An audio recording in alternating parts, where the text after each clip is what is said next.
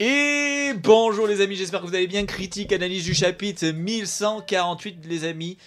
Bientôt 1150 chapitres. Putain, je sais pas si on réalise qu'il y a 1150 chapitres bientôt et on n'est pas à la fin. Combien vous pariez? Dites-moi dans les commentaires combien vous voyez de chapitres. On va commencer cette critique par parler un peu de la mini-aventure de Yamato. On en parle vite fait, mais tout simplement, le fait est que j'avais bien raison. Oda va bien faire un parallèle entre Yamato et Oden, qui récupère un peu des petits salopards, des petits salopios. Alors, toute échelle et proportion gardée, hein, parce que je ne pense pas que Kinemon était autant une merde qu'a pu l'être en soi dans l'acte qu'ont pu faire en étant sous les ordres de Kaido, Ulti, Page One, etc. Mais elle va leur raccorder la rédemption en les prenant avec elle. Et c'est plutôt chouette, je vous en avais déjà parlé. Je pense qu'on va continuer, on va revoir des gens qu'on connaît qui vont se mettre sous la coupe de Yamato, je pense. Mais ce qui est cool, c'est que vraiment avec le SBS qu'avait fait Oda dernièrement, où il parlait du papa de Ulti et tout, ça a vraiment un sens pour le coup que Ulti et Page One rejoignent Yamato encore plus maintenant qu'elle les a sauvés. Ce chapitre est super cool, il se lit vite, il va mettre en avant le courage et la force finalement que va avoir cet enfant qui est donc qui Ronja, hein, le titre du chapitre, plutôt que le Jarl. Pour le coup, vous le savez, je le dis à chaque réaction live, mais vraiment pour moi il n'y a aucune tension avec la pression des chevaliers divins, tout simplement parce que j'estime que le Jarl est un immense abruti et que la petite a montré en quelques secondes, quelques dessins, 100 fois plus de lucidité et de courage que le Jarl. Le peuple des géants, le peuple d'Elbaf, personnellement, et en fait Oda amène ça, en fait c'est ce qu'il aime faire, c'est amener des sujets qui nous amènent à réfléchir. Mais moi je fais partie que si on doit perdre 10 enfants pour sauver tout un peuple et toute une culture, toute une histoire, eh bien on perd 10 enfants. Il n'y a pas à acheter des bulles. Là il y a tout ce qui a été sauvé de Hara. Il y a le fait de mettre en esclavage tout le peuple des géants. Au bout d'un moment, moi je suis désolé, je ne ressens aucune tension. Néanmoins, ça n'empêche pas que dans l'écriture, Oda a su très bien me parler à moi, qui estime qui pense comme ça, parce que c'est la petite Ronja qui va penser comme ça. C'est pas les adultes, c'est l'enfant qui va tout sourire alors qu'elle est apeurée. Elle est dans un moment horrible. Elle va mourir. Elle va mourir, cette petite. Elle est au bord du précipice. Elle va faire preuve d'immense courage, elle va faire preuve d'un immense courage pour elle, pour son peuple et surtout pour tous les enfants qui sont derrière elle.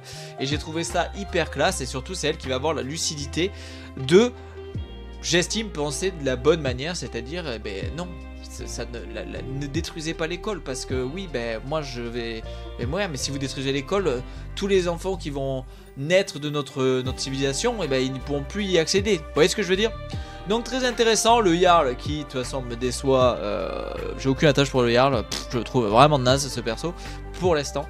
Mais voilà, donc le Jarl qui va craquer, qui va accepter les conditions Summers, tout ça. On a tout l'aspect avec Robin qui rentre enfin en action les amis, avec des pages vraiment cool où on voit qu'elle fait des clutches et tout. Ça faisait longtemps qu'on n'avait pas vu faire des clutches, donc je suis super content, hein. Faut pas oublier que c'est quand même un truc assez destructeur. Le souci c'est que oui, ils sont immortels, mais immortel ne veut pas dire invulnérable. Immortel ne veut pas dire qu'ils sont pas piégeables. Je vous l'avais déjà expliqué lors d'une dernière critique, mais si tu enfermes dans une malle Summers en granit marin et que tu le fous sous terre, il ne peut pas sortir. Il vivra éternellement dans la malle.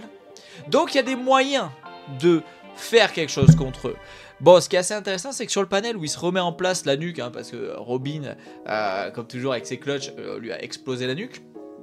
Bon, bien, on voit, moi j'ai trouvé que ça ressemblait un peu à Sanji, vous savez, quand il était God Queen et qu'il remettait en place après avoir brisé l'épée de Queen. Donc assez cool toute cette discussion entre Summers et Robin. Summers qui du coup prend vraiment cette place de leader du groupe des des chevaliers divins et je trouve assez stylé parce que pour le coup j'aime beaucoup sa lucidité et son expérience. On voit d'ailleurs que quand Robin le plonge dans le vide avec un de ses clones, moi je me suis fait avoir, je me suis dit wow putain truc de fou. À la réaction là je me suis dit truc de fou, Robin se sacrifie, en tout cas fait un jump de malade et j'avais complètement oublié, ben non, hein, Robin peut faire des clones. Bon alors elle va prendre un peu cher hein, parce qu'on sait que toutes les parties du corps où ces clones quand elle est mais surtout ces parties du corps quand elle est faite, elle prend des dégâts à travers ces parties du corps qui sont propagées ailleurs. Mais là non, super bien joué. Malheureusement on est sur un chevalier divin, on est sur quelqu'un qui maîtrise extrêmement bien son fruit et Summers va réussir à tout simplement lever la main et tisser une liane de ronces et va se sauver de la chute et va pouvoir continuer le pressing sur le doyen, le Jarl et sur les enfants. On finira le chapitre, la critique va être ultra rapide parce qu'en fait il n'y a pas grand chose à dire hein, les amis. On va finir ce chapitre sur le fait de parler, parce que oui, vite fait pour faire un aparté, Robin commence à libérer les Mugis, Summer ça revient et tout pour l'arrêter, hein, il grimpe à sa liane de ronces. Mais ce qui nous importe dans ce chapitre, dont la critique se fait rapidement, hein, parce qu'il n'y a pas non plus 10 000 choses à analyser, hein, le plus important je trouve c'était ce point de vue, comme je disais en début de critique, entre ceux qui pensent qu'il faut tout sacrifier pour les enfants. Bref, on peut penser à mince, le grand-père de Luffy. Ce pauvre... Oh j'ai pas le droit d'avoir oublié son prénom, merde il est sur la rue en plus. Il s'est sacrifié sur la ruche pour la jeunesse, il a une manière de penser comme ça en plus, la vie des vieux n'a moins de valeur que les jeunes. Quoi ça merde. Non j'ai pas le droit putain, je fais des critiques toutes les semaines, j'ai pas le... Bon, vous voyez très bien de qui je parle. Ceux comme moi qui pensent que non, que tu sois jeune, vieux ou pas, ça vaut... Bon bref. Vous voyez ce que je veux dire. Non, du coup ce qu'on va parler qui est le plus intéressant dans le chapitre, c'est l'arrivée de Gaban qui... inflige, donc comme je le disais, immortel ne veut pas dire invulnérable, donc inflige des dégâts à Summers, mais surtout arrive à annuler la repousse du bras coupé de Summers. Et ça,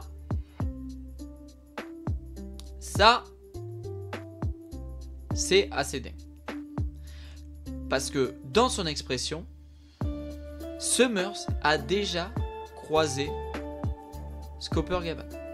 Il est évident, moi je vous le dis, Roger est allé sur God Valley, Summers était un chevalier divin au moment de God Valley. Moi je l'interprète de cette manière. Pour moi c'est une évidence. Garp, voilà, putain, ça me revient, je pense à God Valley, Garp. Donc, je pense que c'est la raison pour laquelle il se souvient de Garp et de Gaban et qu'il a cette frayeur. Gaban a déjà affronté le chevalier divin. Et surtout Gaban a peut-être une maîtrise sûrement du haki qui permet d'annuler la régénération de Summers. On va essayer les amis de chercher des hypothèses probables. Beaucoup de gens voient en l'immortalité du chevalier divin, comme avait pu avoir Saturne, etc., cette régénération, etc., un lien avec Im. Vu que Im, souvenez-vous, quand elle a voulu se débarrasser de Saturne, elle le faire. Vous avez sûrement raison. Je pense que c'est lié. Maintenant, à quoi c'est lié? Parce que théoriquement, la seule chose qui peut nous permettre de se dire ça peut venir de là, car on sait que ça fonctionne, c'est le fruit de l'eau, le OP no Mi, via son éveil de jouvence. Est-ce que Im a eu un moyen de utiliser le OP no Mi de nombreuses fois et un moyen de revenir en arrière sur ce pouvoir? Je ne crois pas. Donc pour moi, cette théorie qui est pourtant la plus plausible vu que le fruit et son éveil donnent ce résultat d'immortalité, pour moi, ce n'est pas ça. Donc on peut imaginer que c'est autre chose. Est-ce que c'est de la magie? En réalité, c'est peut-être de la magie noire. Ce qui expliquerait les sauts d'oricalque lors de l'invocation, le terme abysse pour se déplacer, etc., etc. Mais ce qui est sûr, c'est que si c'est lié à de la magie, ou en tout cas à un fruit du démon, là on vient de voir que Gaban, en portant une attaque tranchante via une de ses haches, infusée de haki, a pu empêcher la repousse d'un membre de Summers. Et c'est très important parce que ça fait écho à ce que disait Kaido, le plus grand des pouvoirs, ce n'est pas les pouvoirs de fruits, c'est le haki. Roger était un maître dans l'art de maîtriser le haki. Est-ce que il faut une certaine maîtrise du haki qu'on ne connaît pas encore pour compenser le pouvoir qui donne l'immortalité aux chevaliers divins et aux doyens? Plein d'hypothèses sont possibles. Vous avez sûrement imaginé plein de choses. Et d'ailleurs, n'hésitez pas à me le dire en commentaire parce que ça m'intéresse. J'irai voir d'ailleurs après les avis des autres créateurs de contenu sur ça. Mais vous le savez, j'essaye d'être rationnel et de ne pas partir dans des théories farfelues. Je ne suis pas là pour ça. Moi, j'aime prendre les chapitres et vous donner mon avis constructif sur des choses que j'estime basées et justes et objectives. Mais la réalité est là. Summers a pris des dégâts tranchants. D'accord? Donc, maintenant, est-ce que ça vient du haki? Est-ce que ça vient des armes tranchantes? Ça, je ne peux pas savoir, nous ne pouvons pas savoir, mais nous pouvons y mettre l'hypothèse que ça vient de là. Donc mon hypothèse, c'est que le haki, encore une fois, tout comme Kaido l'avait expliqué à Luffy, et la puissance, c'est le haki est le pouvoir le plus grand des pouvoirs dans le monde de One Piece. Sûrement que c'est ce qui permet de faire des dégâts aux personnes immunisées par X ou Y moyens venant de him. On peut imaginer aussi que ce pouvoir qui donne l'immortalité est une arme antique. Je ne sais pas si c'est cela, je le répète, je ne sais pas. Mais nous ne connaissons pas toutes les armes antiques. Nous ne connaissons théoriquement que Pluton et Poséidon. Nous ne savons pas ce que provoque Uranus. Ce que Im a fait à Lulusia, on est beaucoup à penser que c'est une arme antique. J'en fais partie. Mais du coup, si c'est une arme antique qui est une arme céleste pour annihiler des îles et créer tout simplement des Enies Lobibis, ça donne, je vois pas comment ça donne l'immortalité. Donc, beaucoup de choses sont plausibles à la réflexion. Et c'est pour ça que je vous dis, mon hypothèse, c'est que c'est un pouvoir lié à une magie, possiblement lié à un fruit du démon ou non. Je ne sais pas. Peut-être à une magie oubliée du siècle oublié et des temps anciens. Mais ce qui est sûr, c'est que j'ai l'impression que le haki peut combattre cette forme de puissance. Et ça a un sens, comme Robin n'utilise pas le haki et encore moins le haki des rois. Donc est-ce que le haki des rois est de nouveau quelque chose qui va avoir un développement? Pourquoi je parle du haki des rois pour finir cette critique, les amis? C'est tout simplement parce que souvenez-vous, quand Emmet avait fait exploser le haki des rois de Joy Boy, ça avait renvoyé et annulé les invocations des doyens qui étaient sur Egghead. Donc le haki des rois de Joy Boy avait une telle puissance qu'il pouvait compenser les invocations liées par les abysses et sûrement au pouvoir de Im. Donc est-ce que sur ce panel on aurait en fait l'apparition de Gaban avec une attaque qui utilise une certaine particularité du haki des rois qu'il posséderait, qui serait sûrement un clin d'œil pour dire Luffy a le haki des rois, Zoro a le haki des rois, le numéro 2 de Roger avait le haki des rois, enfin le numéro 3 de Roger avait le haki des rois, donc Sanji devrait pouvoir le développer dans le futur.